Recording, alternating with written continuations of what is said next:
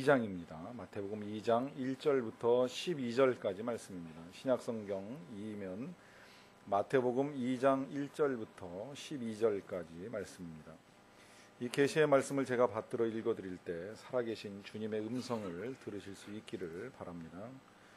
헤롯 왕 때에 예수께서 유대 베들레헴에서 나심에 동방으로부터 박사들이 예루살렘에 이르러 말하되 유대인의 왕으로 나신 이가 어디 계시냐? 우리가 동방에서 그의 별을 보고 그에게 경배하러 왔노라 하니 헤롯 왕과 온 예루살렘이 듣고 소동한지라. 왕이 모든 대제사장과 백성의 서기관들을 모아 그리스도가 어디서 나겠느냐 물으니 이르되 유대 베들레헴이오니 이는 선지자로 이렇게 기록된 바 또 유대 땅 베들레헴아 너는 유대 고을 중에서 가장 작지 아니하도다. 네게서 한 다스리는 자가 나와서 내 백성 이스라엘의 목자가 되리라 하였음이니이다. 이에 헤롯이 가만히 박사들을 불러 별이 나타난 때를 자세히 묻고 베들레헴으로 보내며 이르되 가서 아기에 대하여 자세히 알아보고 찾거든 내게 구하여 나도 가서 그에게 경배하게 하라. 박사들이 왕의 말을 듣고 갈새 동방에서 보던 그 별이 문득 앞서 인도하여 가다가 아기 있는 곳 위에 머물러 서 있는지라. 그들이 별을 보고 매우 크게 기뻐하고 기뻐하더라. 집에 들어가 아기와 그의 어머니 마리아가 함께 있는 것을 보고 엎드려 아기께 경배하고 보배압을 열어 황금과 유향과 몰약을 예물로 드리니라. 그들은 꿈에 헤롯에게로 돌아가지 말라 지시하심을 받아 다른 길로 고국에 돌아가니라.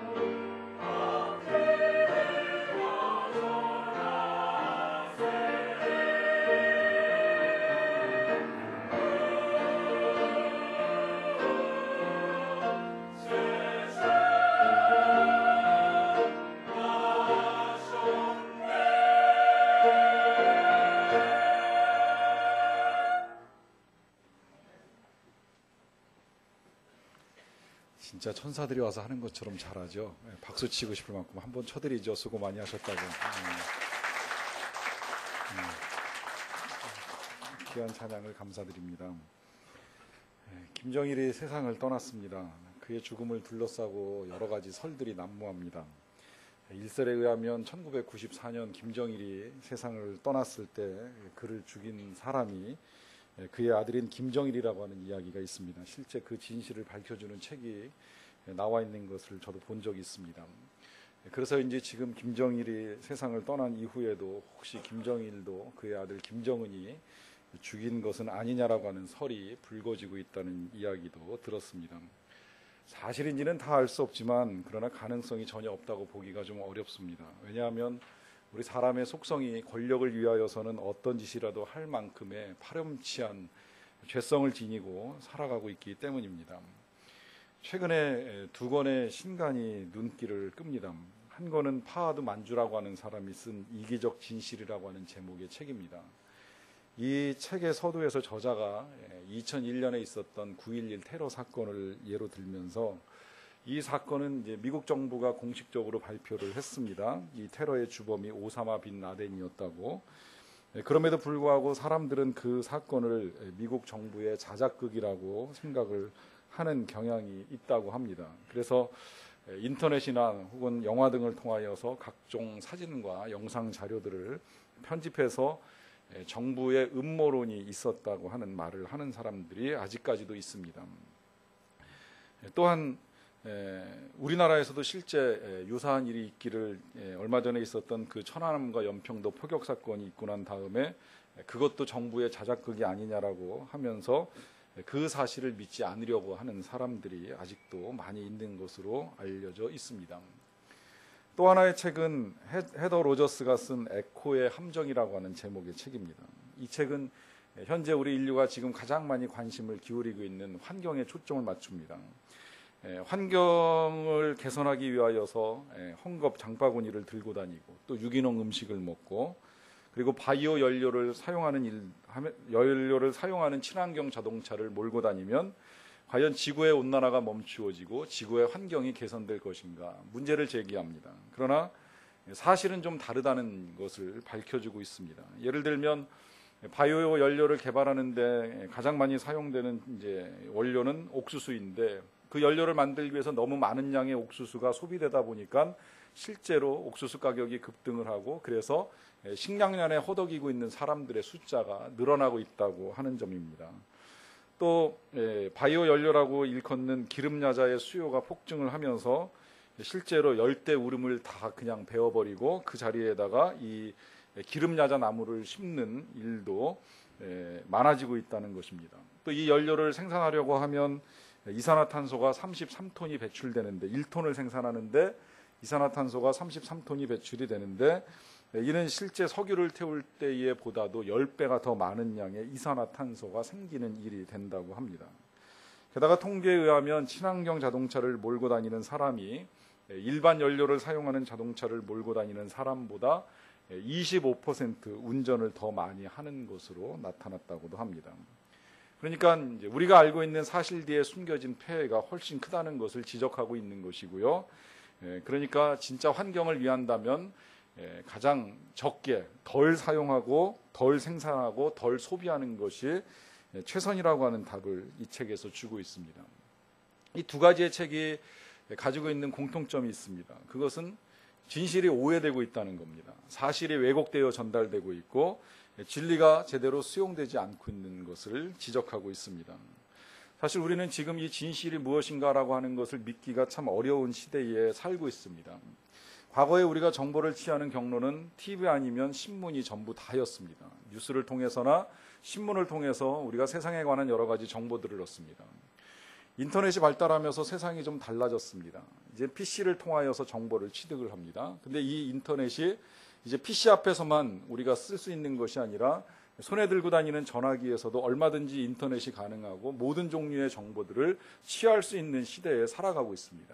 여기서만 그치는 것이 아니라 정보를 전달하는 입장에서도 과거에는 신문이나 혹은 방송이라고 하는 매체를 통하여서만 전달할 수 있었지만 지금은 그 누구라도 마음만 먹으면 블로그나 트위터를 통해서 자기가 가지고 있는 정보를 세상에 쉽게 알릴 수 있는 일을 합니다.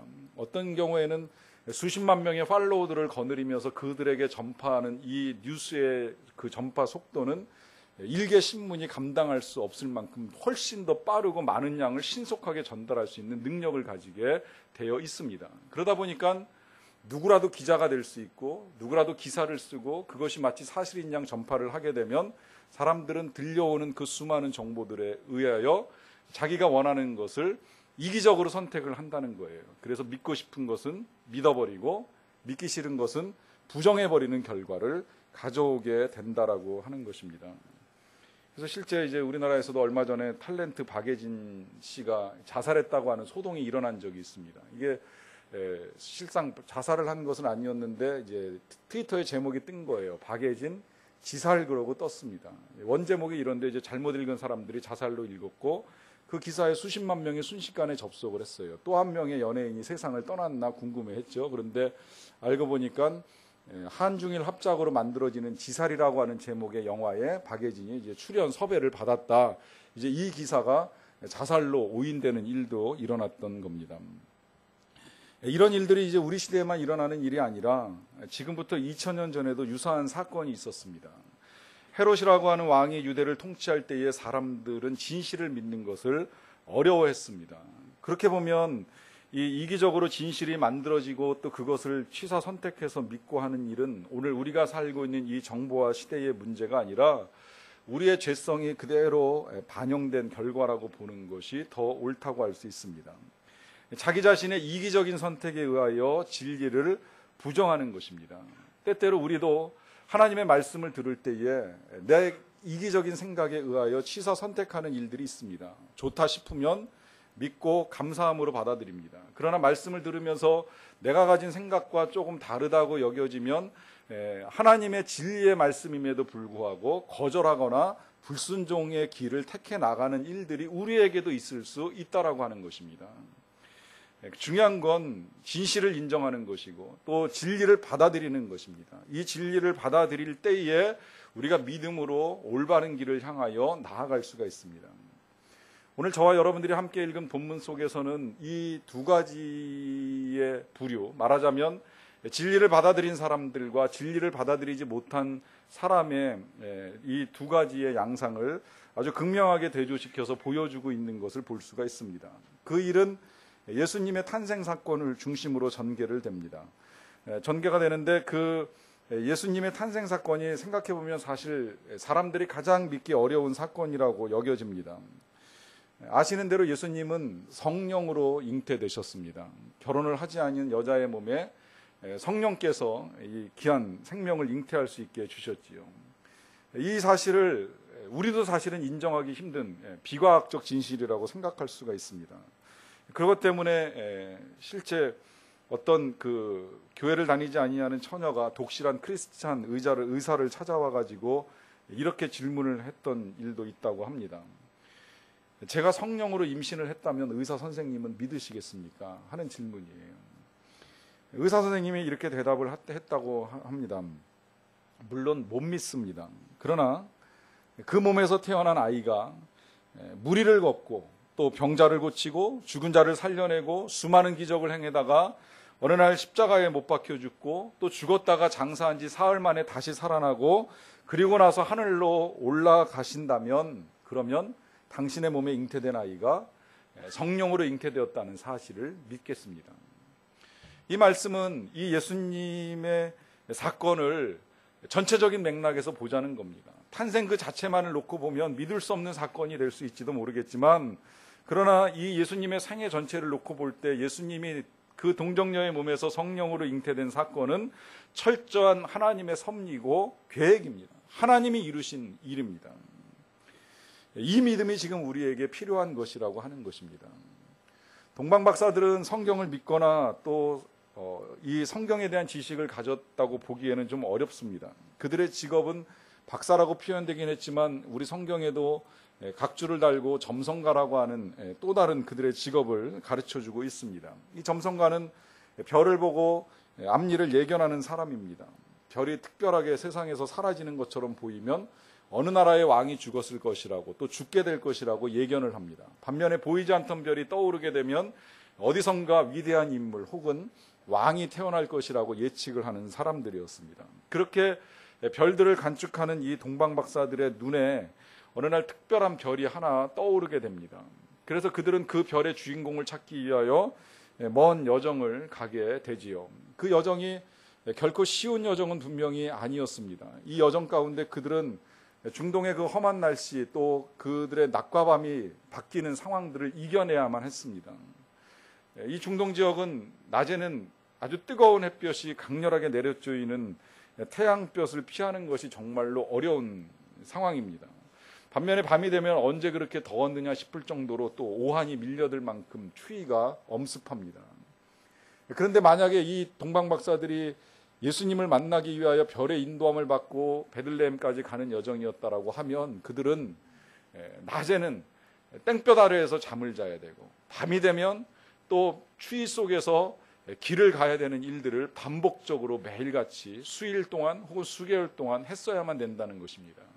그들의 출발지를 대개 페르시아, 이란 쪽으로 잡고 있는데 이 지역에서 적어도 예루살렘이나 베들레헴까지 가려고 하면 하루 이틀 가지고는 안 되는 여정이었다는 것이지요. 그 긴 여정 중에 그들은 밤의 별을 따라가다가 아침이 되어 별이 사라지면 여정을 멈추고 잠드는 일을 계속 했어야만 된다라고 하는 것입니다.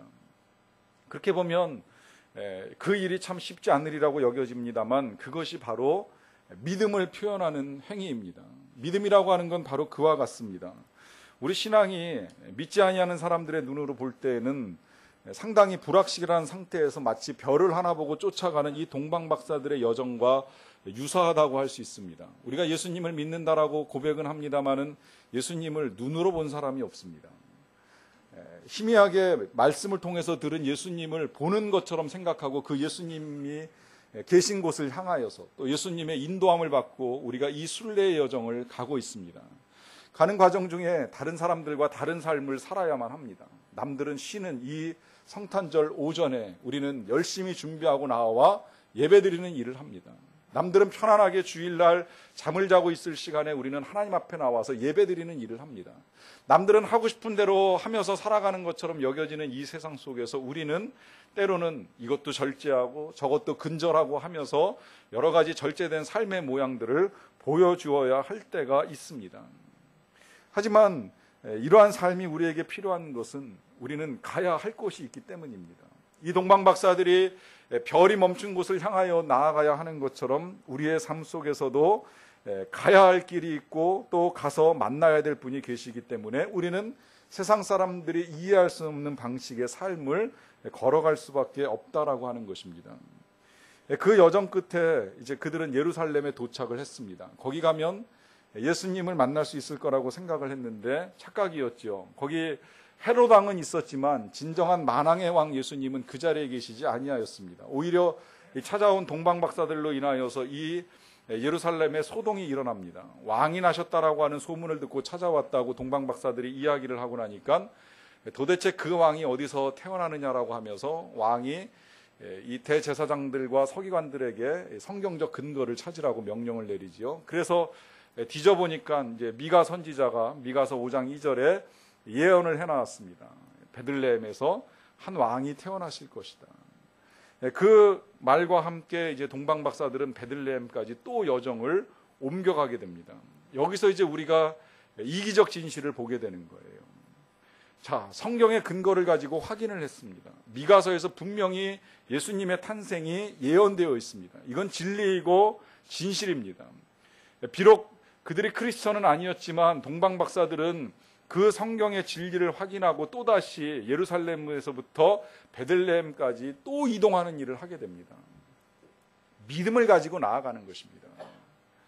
반면에 헤롯은 그 귀한 진리를 확인했음에도 불구하고 믿으려고 하지 않습니다. 믿는다고 한다면 그는 바로 그 예수님을 찾아갔어야 되는데 찾아갈 생각을 하지 않습니다. 그리고 이렇게 이야기는 하지요. 가서 그 왕을 찾거든 나한테 알려주시오. 나도 가서 그에게 경배하려 합니다. 이것이 거짓인 것을 우리가 알고 있습니다. 거짓말입니다.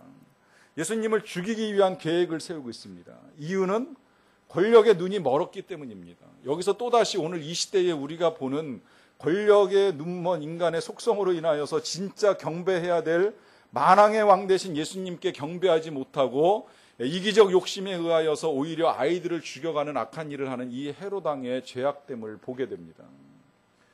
그는 유대인이었음에도 불구하고 성경을 믿지 못하고 진리를 거부하다가 지어서는 안 될 죄를 짓고 영원한 멸망에 처하게 되는 것입니다.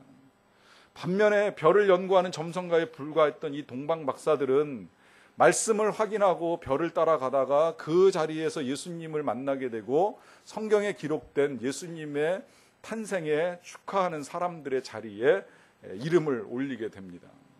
이것이 믿음을 가지고 찾아갔느냐 그렇지 아니하였느냐의 선택적 결과에 의한 일이라고 볼 수가 있습니다. 생각해보면 이 동방 박사들의 여정 가운데 가장 힘들었던 시간은 아마 이 예루살렘에서부터 이 베들레헴까지의 마지막 여정이 아니었는가 하는 생각을 하게 됩니다. 우리가 무슨 일을 할 때에도 마지막 마무리가 가장 힘이 듭니다. 지금까지 열심히 해온 이 일을 이제 마무리를 잘해서 어떤 결과를 도출해내야 될 때에 그것이 참 힘든 일이라고 할 수 있습니다. 저는 몇 년 전에 라오스로 단기 선교를 다녀온 적이 있습니다. 이 라오스는 동남아시아에 있는 나라인데 주변에 캄보디아, 태국 또 인도네시아, 베트남으로 둘러싸여 있는 나라입니다. 그러다 보니까 이제 교통이 썩 좋지도 않고 아직 나라가 발전하지 못해서 우리나라에서 직접 연결된 항공편이 없어서 그 나라를 가려고 하면 항상 비행기를 베트남이나 아니면 이 태국에서 갈아타고 가야 하는 일들이 있습니다. 근데 제가 갔던 지역은 라오스의 수도인 비엔티안이 아니라 이 박세라고 하는 남부 지역이기 때문에 이제 비행기를 갈아타고 들어가는 것도 수월치 아니하여서 이제 가는 여정이 태국 방콕에 가서 비행기에서 내려가지고 이제 차를 타고 이동하는 이제 경로를 선택을 했습니다. 그래서 이제 오후 시간에 아마 교회에서 이제 점심 먹고 바로 모였던 것으로 기억이 되는데 짐을 꾸려가지고 인천공항에 가서 비행기를 타고 태국 방콕까지 도착을 한 시간이 이제 밤 1시 정도 되었던 것 같아요. 그때 이제 짐을 다 꺼내가지고 이제 태국에 들어가는 입국 수속을 밟은 다음에 다시 거기서부터 버스로 갈아타고 12시간을 이동을 했습니다. 그러니까 이제 버스 안에서 한밤을 새운 거예요. 그냥 잘 사람들은 자고 하는데 저는 차 안에서 이제 잠을 깊이 못 드는 체질이어가지고 잠깐 자다가 이제 눈을 떴더니 휴게소라고 왔는데 정말 휴게소 같지도 않은 휴게소에서 잠깐 내려서 이제 간단하게 정말 세수하고 이제 볼일 보고 또 권사님들이 준비해준 이제 스프로 아침 식사를 먹고 다시 또 이제 긴 시간을 달려서 이제 오운하절에 이 태국하고 라오스 국경 지역에 도착을 하게 됐습니다. 여기서 또 다시 이제 출국 수속 밟고 입국 수속 밟아가지고 라오스에 들어가는 거예요. 들어가서 이제 마지막 또 거기서 버스를 갈아타고 다시 그 차로 이제 사역지까지 한 두어 시간 더 이동해서 가는 일을 했습니다. 그러니까 출발로부터 계산을 하면 이제 하루가 더 걸린 거예요. 그 하루가 더 걸리는 시간 동안에 거의 잠을 자지 못하고 제대로 된 식사를 하지 못하고 긴 시간 동안 이동을 하는 일이 있었습니다. 참 고달픈 여정이었습니다. 하지만 분명히 선교는 그렇게 고달픈 여정으로 끝나지 아니하였습니다. 전 기회가 되면 우리 성도님들과 함께 꼭 그 지역에 가서도 또 사역을 하고 싶은 마음을 가지고 있습니다. 왜냐하면 그렇게 접근하기는 어려웠지만 그 땅에 가서 선교사님을 도와서 사역을 하는 동안에 그 땅에 임하는 하나님의 큰 은혜를 보았기 때문입니다. 하나님이 그 땅을 얼마나 긍휼히 여기시는가를 볼 수 있었기 때문입니다. 또 그렇게 찾아오기 힘든 땅에 이 선교사를 위하여서 찾아온 우리 성도들로 인하여서 선교사님이 위로받고 기뻐하고 감사하는 모습을 보았기 때문입니다. 오히려 그것이 저에게 더 큰 은혜가 되었고 아무리 힘들지라도 그러한 선택을 통해서 기쁨의 자리로 나아가고자 하는 생각을 갖게 되었습니다. 여러분, 동방박사들의 여정을 생각해 보면 그들이 가서 만난 것은 왕궁이 아니었습니다. 그들이 가서 본 것은 마국간이었습니다. 그리고 마국간에서도 말구유에 누워있는 어린아기 한 명만을 보고 그들은 돌아올 수밖에 없었습니다. 하지만 오늘 성경은 그들의 여정의 결론을 10절에서 이렇게 우리에게 내려줍니다. 기뻐하고 또 기뻐하더라. 하나님이 인도하신 여정을 따라가는 삶 끝에서 그들은 크나큰 기쁨의 감격을 가지고 돌아옵니다.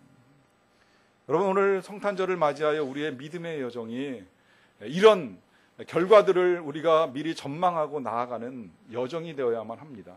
비록 이 땅을 살아나가는 동안에 우리도 동방박사들 같이 편안하지 아니한 순례의 여정을 걸어가야만 되는 나날들이 있습니다. 다른 사람들로부터 비난을 받을 수도 있고, 또 우리 마음속에 일어나는 회의 속에서 왜 내가 이런 일들까지 해야 되는가라고 하는 고민이 있을 수도 있습니다.